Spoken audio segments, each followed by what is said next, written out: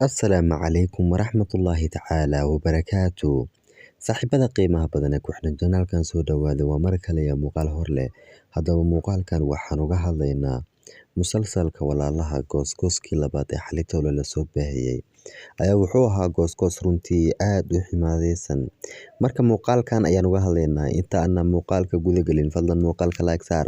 Sidoo kale haddii aad ku cusub tahay janaalka Bayjoog subscribe saar. Waxaan idin sheegnay hadda kadib in aan badanaa janaalkani joogi doono. Haddaba goosgoosku runtii waxuu ahaa goosgoos aad iyo aad u xiiso badan. Sidoo kale saan hore idinku sheegnayba Asiya Duruuk way kala tagi doonaan. Bilowga hore ee goosgooska waxaan arkaynaa dabcan islaantii nabahada ahayd oo dhulka taala. Sidoo kale islaanta waxaa ku dul ooyaya wiilkeedii Duruukaha isagoo runtii aad ooyaya oona leh hooyo waan ku baryayaa indhaha kala fur. Hooyo waan ku baryayaa indhaha kala fur. Dhanka kale waxaana la tusayaa qoftii Shanguul ahayd oo ninkeeda la hadlaysay iyo sidoo kale Orhaan ay Shanguul ku leedahay adiga ayaa sabab u ah soomaha in ay islaantaasi meesha ka dhacdo. Saan hore u saadaalinayba odayga Orhaan ahaa waa uu iska aamusi doonaa marka uu nabhad saa u galay oo odayga Orhaan ahaa afkiisa ayuu haysan doonaa wax hadalana ma soo marinayo. Arrinkana booliiska lama wadaagi doono saasna waa ku aamusi doonaa. Ma xume markaas ka bacdi islaanta nabhada waa la soo qaadi doonaa waxaa la keeni doonaa dhakhtarka. Sidoo kale dhanka kale waxaan arkaynaa odayga Orhaan ahaa oo habeen iska soo qaatay oo iska soo adeegtay isagoo wata dabcan alaab isagoo wata ayaa waxaa dhacda niman in ay ka soo baxaan wixii intaa ka dambeeyayna ay miskiinkii yara halkaasi ay ku jiraan iyagoo garaacaya. Sidoo kale dhanka kale waxaan arkaynaa IBK iyo beerki kaasuu beerka ku leeyahay waan ku jeclahay waan ku baryahay iloobintaas oo isagoo garkeeda haysta ayaan aragnaa. Waa ninkii lagu magacaabay beerki. Dhanka kale ugu xiisaha badan ayaa waxaan aragnaa Duruuk iyo Cumar iyo Uljaan dhammaan dhalinyarta ciyaaraya kubad. Duruuk oo Cumar lugta u dhigaya xanaaq uu qabo talo hooyadiisa ayaa dhimatay oo masaasi ayuu ugu xanaaqsan yahay mise ilaa hadda xaalad xun ayay ku jirtaa asagoo lugta u dhigaya aragnaa. Laakiin waxaa ka jari doona Uljaan ayaa ka jari doona oo Duruuk ku dhufan doona garabka. Xanaaq yar ka bacdi Duruuk Cumar ayuu tuurayaa laakiin Cumar ilaa hadda ma fahansano dagaalkooduna waa uu sii ballaaranayaa oo Duruuk oo xanaaqsan tahay wixii intaa ka dambeeyay waa la kala qaban doonaa labadooda wayna is hortaagan yihiin dhammaantooda.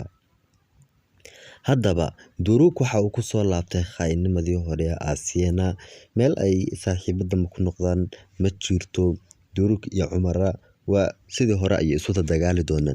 Way iska cadahay in atooraha uu Cumar yahay Duruukna san hore ku sheegnay waxa ku noqon doona qaa'in Asiyana sidaas ay u kala dhamaatay maadaama haddii ay nabad dhimatana ka sii daran. Laakiin waxa isweydiin mudan marka uu ogaado Melissa in arrinkan ka dambeysay sidoo Caakif Atakuul uu sidaas sameeyay muxuu sameyn doonaa. Xalqada soo socota waxaan rajaynaynaa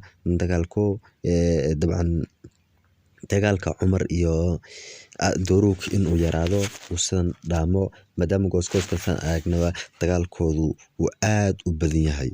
Xalqada soo socota insha Allah xiisaheeda ay wadataa inkastoo aysan ka xiiso badnayn xalqadii aan soo dhaafnayna ratingkeedu uu fiicnaa. Haddaba xalqadii aan soo dhaafnay ratingkeedu waa u fiicnaa maadaama uu soo gaarto 45 saasay tahay markaas taxanaha dib ayaa loogu soo laabtay ayay macnaheedu tahay. Laakiin bal waa sugnaa maanta kulul Usmaaninta uu keeno iyo ratingku intay ahayd xalqada xalay. Haddaba haddii aan idin sheegno Orhaan arrinkiisa Orhaan waa u aamusi doonaa. Sidoo kale goosgooska ninkii Caakif ahaa marnaba mana ku arag oo Caakif Atakuul marnaba mana ku arag. Dhanka kale xalqada soo socota waxaan sugnaa Suuzaan iyo gurigeeda cusub iyo Cumar sida ay ula macaamilaan iyo sida halka ay sheekadu ku biyeeshubataba xalqada soo socota ayaan sugaynaa insha Allah tacaala. Haddaba asxaabta ayaa waxaan idin sheegaynaa janaalkan hadda kadib in aan musalsalada dhan ka soo falanqeyn doono kaasna cilad ay gaga timaaday toddobaadka u baata hal muuqaal soo dhigi doono. Haddii aan sii wadano falanqeynteena dhanka kale waxaan sugnaba waa Orhaan iyo Shanguul oo isku soo laabta xalqada soo socota ayaanu wax walba ogaan doonaa. Halka dabcan Suuse iyo ninkii kaan lagu magacaabayay ay kala tagi doonaan. Duruuk iyo kaana hadda waxay noqonayaan laba walaalo oo iskarabsaday. halka aan rajeynayno Doruk in wax walba loo sheego khaynimadiisa saas ay ku sii waarto.